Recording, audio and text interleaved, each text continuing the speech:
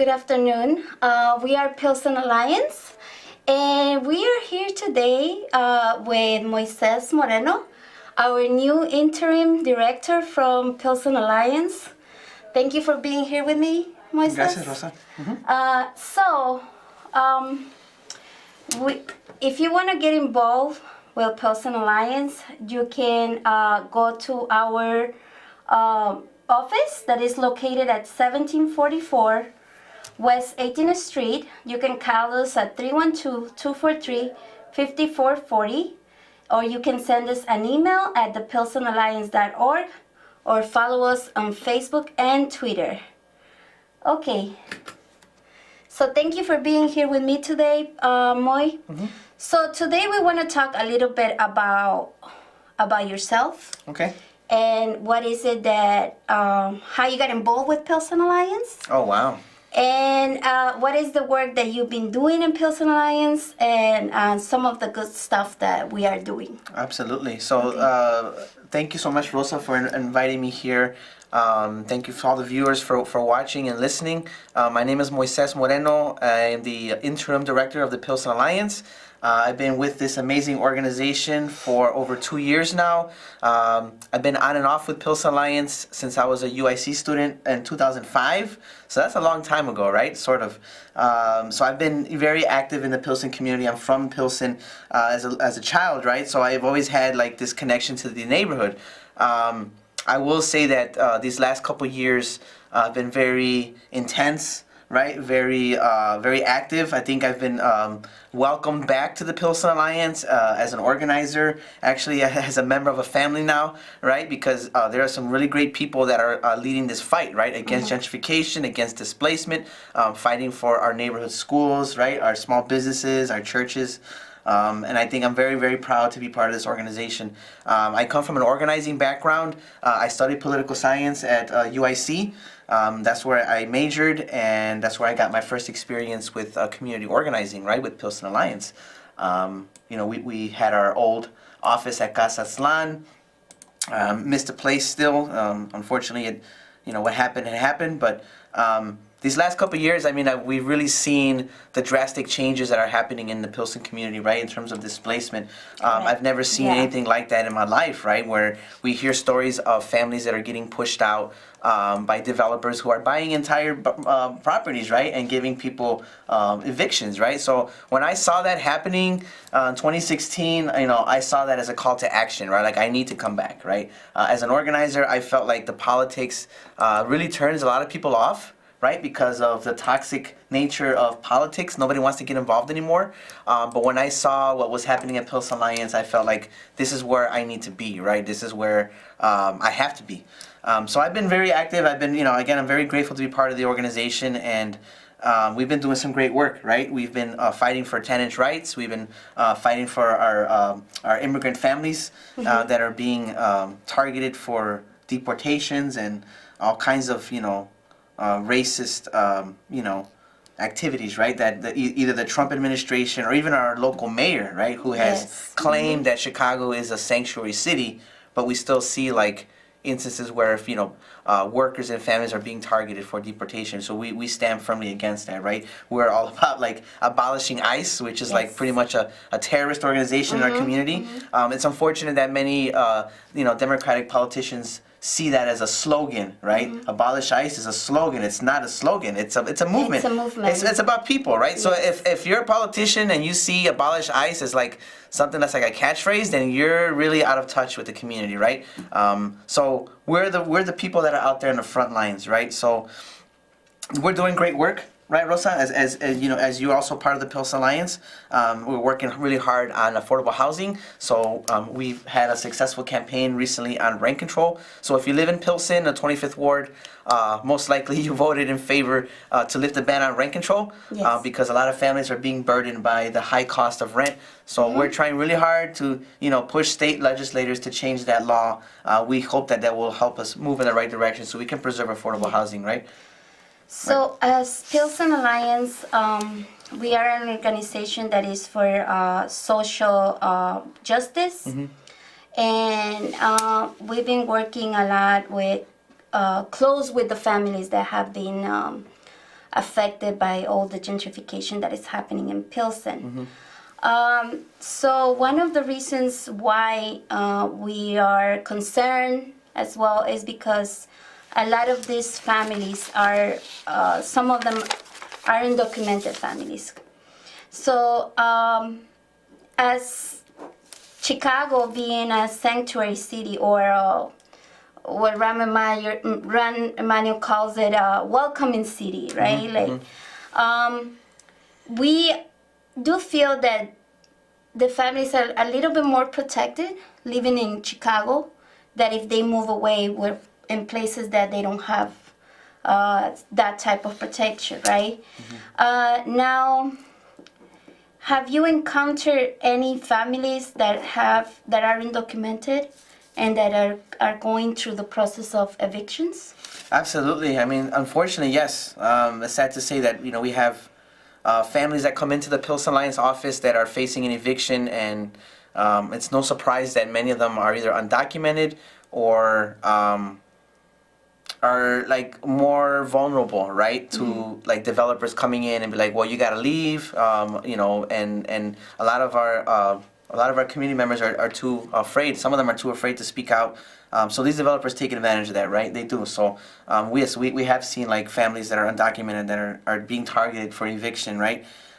With the hope that they won't say anything, that they'll stay quiet, they'll just move on, so they can raise the rents to whoever else, but it doesn't address the issue, right, of housing. So unfortunately, yes. So it can also be used as some type of threat to the families. Absolutely. By developers, right? Absolutely. They find out that they don't have any documents. Right.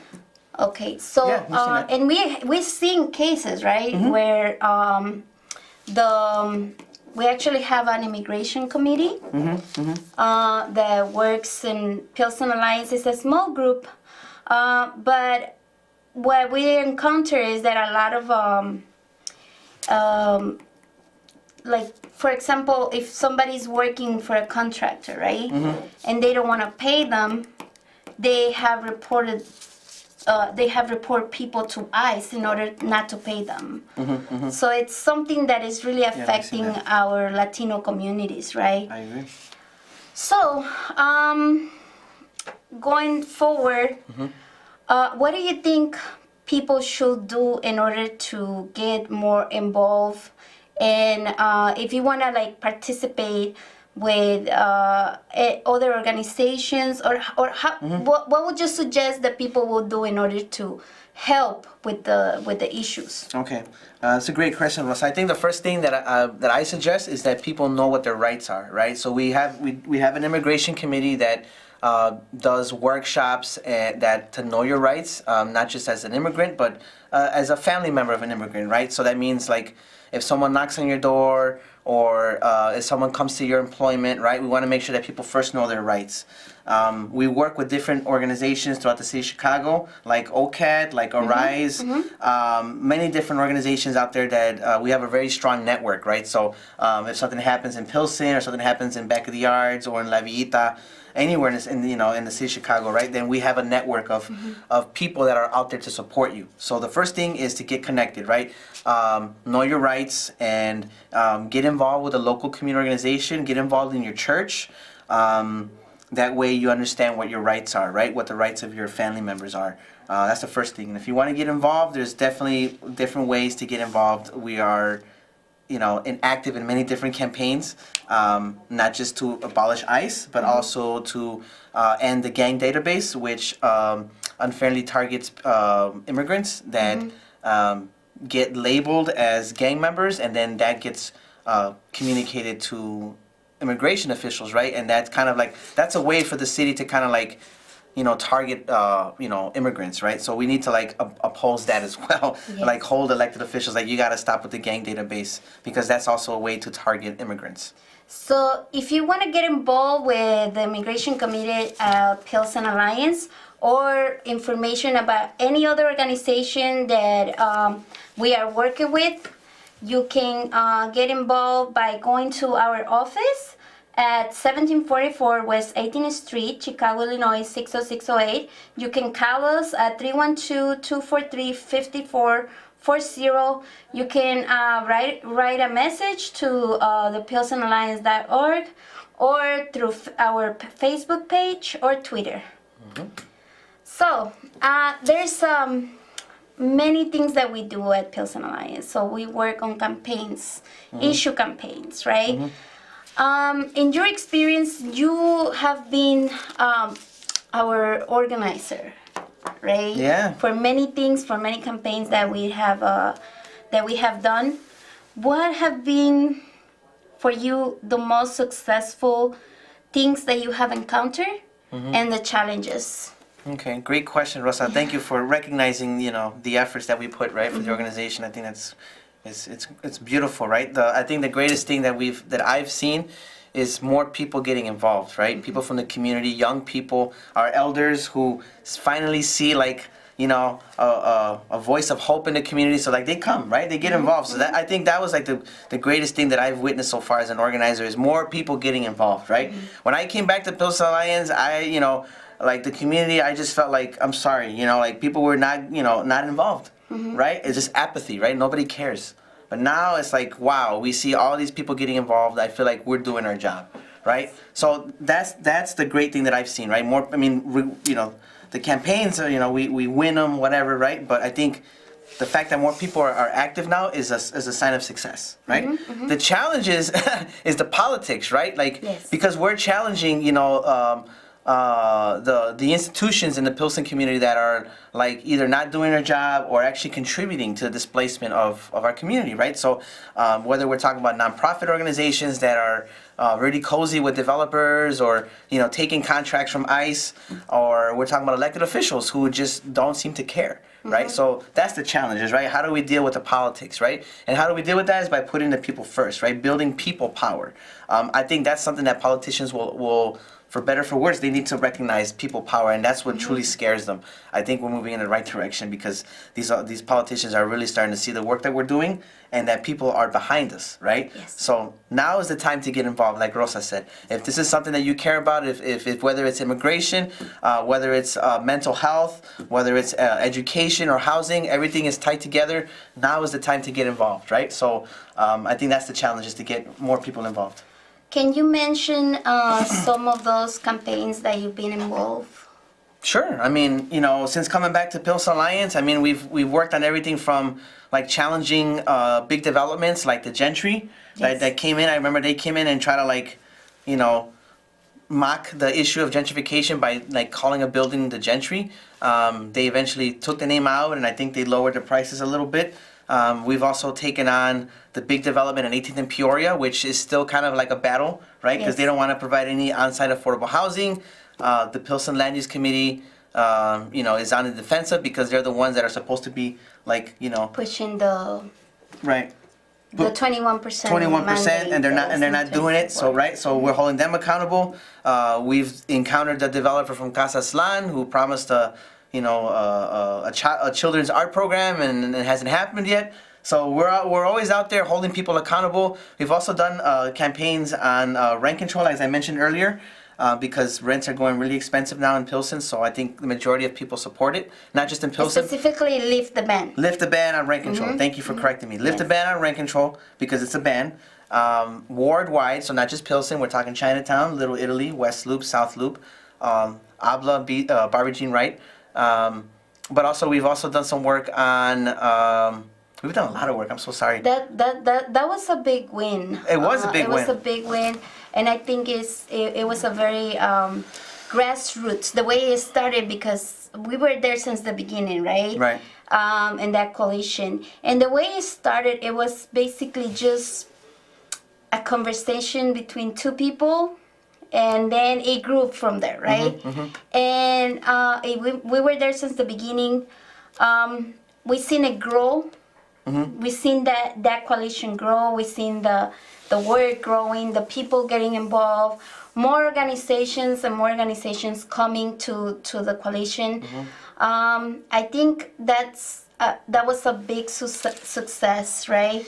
Because I don't think any other ward was taking the whole ward, right? It was just the 25th ward. So yeah, correct. So the 25th ward was the only ward in the whole city that had the whole ward the issue of lift the ban on rent control. I think you're right. That was a big victory. I think it helped put the issue like front and center citywide, right? Because now other communities are doing the same thing now. There are other communities like in the 46th Ward, 35th Ward, the 49th Ward. So it's like some communities in the north side now that are like getting more active. So I think, you know, we set a good tone for the campaign, right? So now, you know, we still need to get it passed. So we need your help, you know, get state legislators to support lift the ban on rent control. Yeah. So I heard a really funny story about that, right? There was this lady that was passing literature for rent control, for lift the ban. And there were people like just working for politicians at her poll, right? Yeah. So she was telling me, how like people were taking her literature better than the other people, and she was like, well, because this is rent control. Yeah. So it looks like we have a caller. Uh-oh, who do we got? Hello? Hello? Hello? Hi. Hello? Yeah. Yes, I wanted to make a couple of points. And Can I have your name? Yes, my name is Steve. Okay. Hi, Steve. How are you? Thank you for taking my call. And this is one of those issues which, unfortunately, you know, has a lot of gray area. Because on the one hand, certainly rent control is in the interests of many people who are longtime residents who are on fixed incomes and so forth. Right. On the other hand, not every housing unit is owned by some multinational billion-dollar corporation. Some are family-owned and so forth. And, I mean, are we really going to put into place legislation which says that, well, you know what, despite the fact that you worked hard and paid for this building and are renting out a part of it, we're not going to let you charge the market rate, and therefore we're undermining your capacity to provide for your family in order to service the needs of a different family. So it is difficult. And also there is this question about changing communities. I mean, Pilsen, before it was what it is now, was a different community. And it was a Czech community, for instance. I mean, so the nature of urban areas and communities is that they are constantly changing. And the idea that we could ever, you know, stop that from happening, what does that mean? Are we going to return what used to be Cabrini Green to Sicilians? Because that's who used to reside there before public housing was there. So, I mean, things change. And unless you were to provide people who invested in those properties some sort of remuneration in order to offset what you're taking away from them, which is their profits they hope to use in their kids in school or to retire. Because when you can't rent at the market rate, you're essentially taking money out of their pocket, out of a property that they bought. And in many cases, by the way, those properties are owned by Hispanic Americans. And so we do need to ask ourselves the question, who benefits, who loses? Okay. We understand completely your concerns.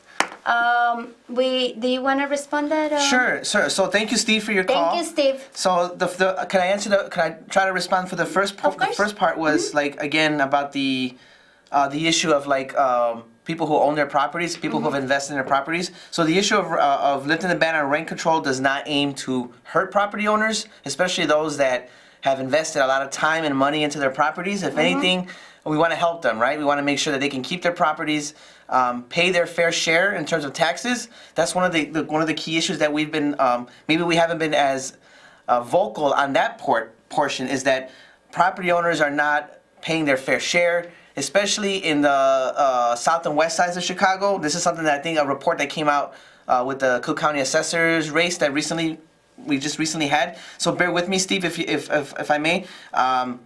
You know, we want to reduce the burden on property owners. So in order to do that, we got to make sure that property owners are paying their fair share. So if you're paying more than what you should on property taxes, that's going to hurt you regardless, right? Exactly. And you're going to most likely pass it on to the renters. So we don't want any of that to happen. So what we want to do is have a fair formula, right? That makes sure that property owners pay their fair share. So something that is just. That's just, right? Yes. So that, you know, property owners can, profit, but at the same time, not be overburdened. Now, if I can answer this, can I answer the second part though, Steve?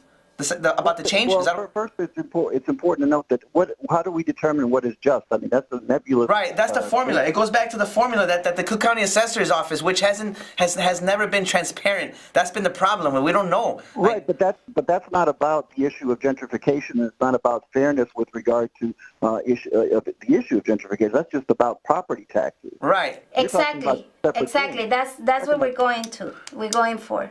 Right. So basically, this bill is gonna also help to kind of keep the taxes in a way that is not gonna be going up the way it's been going up. Right. Right. That's something that we want to push for, because if we don't have fair taxes on people, Right, like but people need to pay fair taxes. What were you saying, Steve? Taxes go up on properties that appreciate. So Right. I don't know of anyone who is complaining about the fact that they bought a property for $100,000 and now it's worth $1 million, and they're paying taxes on that $1 million, because they would much rather have that asset, despite the fact that they're paying the higher property taxes. So now, if you say to a community, by the way, we're going to institute rent controls, all of a sudden that property isn't worth $1 million anymore, because you cannot either liquidate it or you can't rent it out for that money that would allow you to get back $1 million if you were to sell it to somebody, because that person knows they can never get the money back. Mm-hmm. So you're going to decrease that value of that asset for that owner by instituting rent control. So this is what makes this difficult. Mm-hmm, mm-hmm. I understand. We understand completely. Yeah, I think the idea is we're not trying to like, you know, we don't want no one to lose value on their property, right? I think again, like, you know, if you look at your tax bill, just ask yourself, am I paying what I should be paying? That's the first question we want to ask, right? So we wanna what happened? We wanna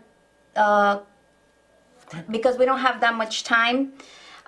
We wanna hang up on the call right now, but. However, if you have more questions, you can go to our website, and you can also visit our office at 1744 West 18th Street. Mm-hmm. You can call us at 312-243-5440. And you can write us at thepilsenalliance.org. Follow us on Facebook or Twitter. Okay, sorry, so we also want to talk about, thank you. Any other caller, you know, you can call us at 312-738-10, is that 50? 1060. 1060. Yeah.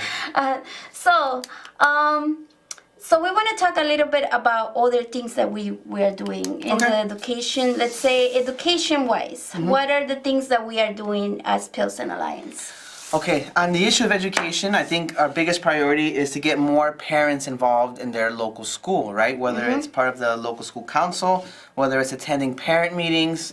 We want to get more parents involved. We have an education, we have a crisis in terms of like, we're losing so many families in Pilsen that we have schools that are pretty much half empty, and we have LSCs that are not fully staffed, I guess. So I think the biggest objective for us is to get more parents involved, right? We're seeing a lot of budget cuts coming from the mayor's office. Mm-hmm. The alderman isn't doing us any favors, pretty much voting 100% with the mayor. So we really need help on the education field. So that's where we need your help, right? To come out and either volunteer with us or get involved in your local school, right? Because we need more people. We need more people to get involved. Yes. So one of the things is that in order for us to keep the schools open in our neighborhoods, we need to kind of keep our public officials accountable to what they are giving us, you know, in our schools, correct? Mm-hmm, mm-hmm. So that's one of the issues that we have. But anyways, so we're almost at the end of our show. And I want to thank you for being here with me, Mrs. Moreno, and thank you for taking on this challenge. You know, it's not easy; it's hard work, but we know you can do this. Thank you, Rosa. So thank you so much for being here with me. Thank you, everyone, and I hope that you guys have a great evening at home. So thank you so much.